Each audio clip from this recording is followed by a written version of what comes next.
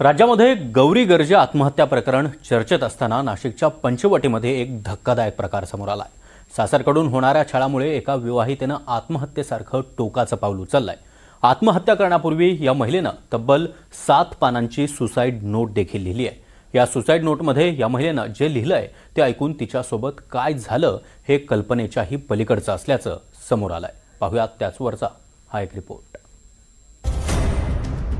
6 महिन्यांचा संसार, वादाला अनैतिक संबंधांची किनार, हादरवणारी सुसाईड नोट, सासरनं घेतला आयुष्याचा घोट, मुलाचे अनैतिक संबंध, त्यात छळायला 3 नणंद, प्रेयसी सोबतची अश्लील छायाचित्र, रोज मानसिक त्रासाची रात्र।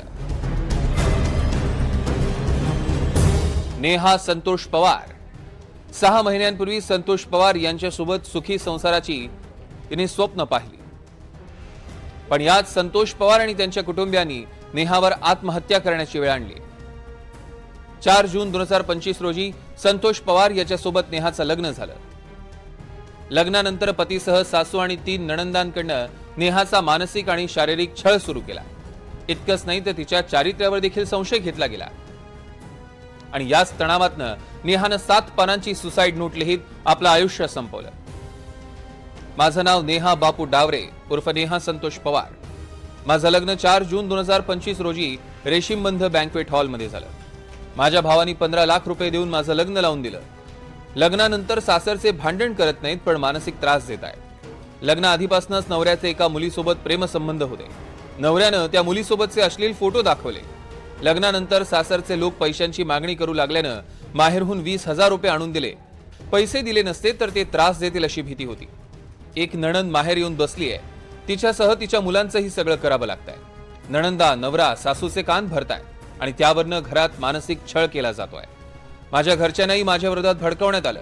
नांदायला आल्यापासून नवऱ्यानं आतापर्यंत 2 वेळा मारलाय। आईवरनं शिवीगाळ तो करतो। इतकंच नाही तर माहेरी तुझा कोणी यार ठेवला असेल असं सतत बोलून चारित्र्यावर संशय घेतो। नियमित मासिक पाळी येत नसल्यानं सासरच्या लोकांनी त्रास दिलाय। मासिक पाळी खरंच आली की नाही हे सुद्धा सॅनिटरी पॅड लावून नणंदेनं तपासलं। भाऊ सासरच्या लोकांना मी लिहिलेली चिठ्ठी सापडली तर ते गायब करतील म्हणून चिठ्ठीचे फोटो सगळ्यांना पाठवून ठेवते। माझं नशीब खराब असून मला सासर चांगलं मिळालं नाही म्हणून मी आत्महत्या करतेय असं तिने चिठ्ठीत लिहिलंय। तिने मला सगळ्यात आधी फोन केला का भाऊ तुझ्या मोबाईलवरती मी व्हॉट्सअपवरती काही चिठ्ठ्या पाठवलेल्या आहे, त्या तू वाचून तुझ्या फॅमिलीला बी सांग, पूर्ण फॅमिलीला। हा, जेवढ्यांना सांगता येईल तेवढ्यांना सांग। तर तिने फोन तेवढा मला बोलल्याच्या नंतर मी तो फोन कट केला आणि त्याच्या 10 मिनिटांनी मला परत फोन आला तिच्या नंदीच्या मुलाचा। म्हणे मामा तुम्हाला मामीने लवकर घरी बोलवलेलं आहे। तर मी तेवढ्याच वेळात निघालो, तेवढ्या वेळात तिथं पोहोचलो। पोहोचल्याच्या नंतर तिची अवस्था खूप बॅड होती। नेहाच्या आत्महत्येनंतर नाशिकच्या पंचवटी पोलीस ठाण्यात गुन्हा दाखल करण्यात आला। पती, सासू आणि 3ही नणंदांना अटक करण्यात आली आहे। पोलिसांकडनं पुरावे गोळा करण्याचं काम सुरू आहे।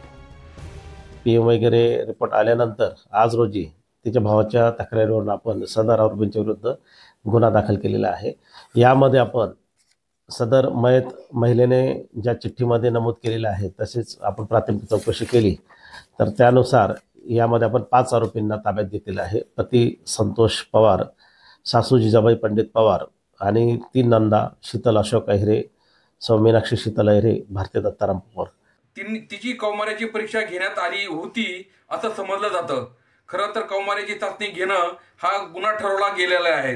महाराष्ट्र सरकारने निलमताई गोरे यांच्या मार्गदर्शनाखाली तसं सांगितलेलं आहे आणि तसे प्रत्येक पोलीस स्टेशनला आदेशही दिलेले आहेत। असे होऊ नये असे गुन्हे घडत आहेत, त्यामुळे या घटनेमध्ये महिला आयोगाने लक्ष घालावं। गेल्याच आठवड्यात गौरी गर्जे आत्महत्या प्रकरणानं खळबळ माजवली। नेहाप्रमाणे सासरच्यानं कंटाळून गौरीनं आपलं जीवन संपवलं। यानंतर गौरीच्या वडिलांनी काढलेले उद्गार महत्वाचे आहेत। तुम्हाला मुली आणली तर न्याय द्या, तुमच्या मुली गरीबाला द्या, श्रीमंताच्या नादी लागू नका, पपकेवर जाऊ नका।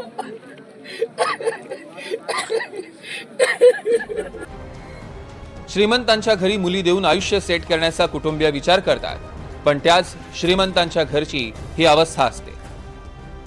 बाहेरून बघितलं तर श्रीमंती दिसते, पण त्याच घरात डोकावून बघितलं तर नेहा पवार, वैष्णवी हगवणे, गौरी गर्जे सारखे अनेक चेहरे मार खाताना दिसतात। वैभव घुगे, NDTV मराठी, नाशिक।